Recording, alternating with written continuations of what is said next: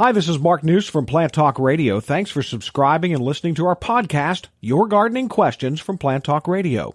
If you have a gardening question you'd like our host Fred Howard to answer, send him an email. The email address is fred@planttalkradio.com. Now for today's question.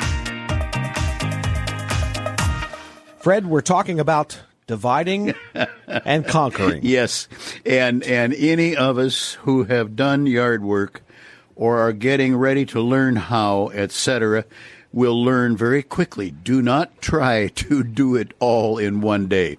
You shall not persist beyond when your muscles just plain give up. So, by dividing and conquering, it's a matter of literally doing for your yard and your various needs, set up the things that need to be done first because the season is rushing in on us.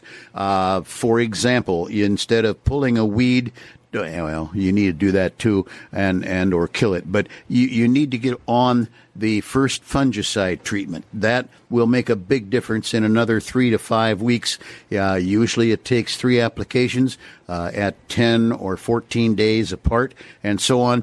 And then once you get the fungicide applied, then while you're still in the spraying mode, you either grab the individual squirt bottle or the tank sprayer or whatever, and you go after the weeds. Right now, I don't think the dandelions can be any more any happier than they are at the point. I've seen some with a head on them. It looks like it's almost 2 inches across. Of course, it isn't, but you can spot kill those guys. Go after them, let's just say one at a time if there aren't too many. Or you can get a plain material that is just a weed killer to put on the lawn, either spray or dry.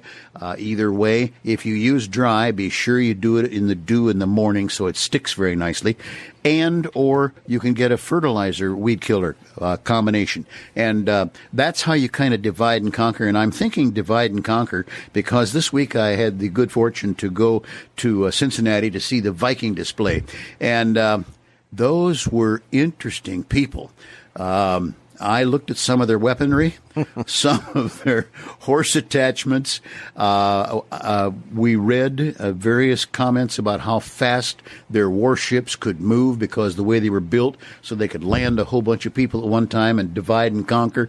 And I think they meant something a little different than what I mean in terms of dividing the garden projects. So in any event, don't think Viking, think not hurting yourself because for example, if you go out and work too hard today, you won't be able to work tomorrow.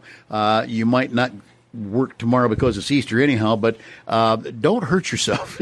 And then it sounds crazy, but before you mow, if you have a walk behind, do stretch out a little bit.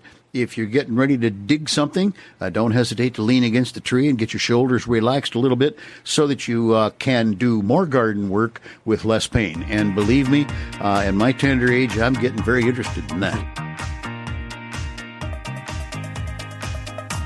Hey, thanks again for listening to our podcast. Be sure to subscribe to our other podcasts as well, the Plant of the Week podcast and the Plant Talk Radio podcast, all on iTunes or your favorite podcast player. If you'd like to sponsor a daily podcast, contact us at fred@planttalkradio.com. To find out more about Fred Howard and Plant Talk Radio, visit our website, planttalkradio.com. Hi, this is meteorologist Jennifer Naramore. You hear my daily forecast. Now you can check out our podcast about one of nature's most fascinating phenomenon, tornadoes. You'll hear from scientists, storm chasers, and storm survivors. Plus, stories never told before. They're so riveting you can see them in your mind. They can happen anywhere in the world, any day of the year. Don't miss the next episode of Tornado Talk. Circle270media.com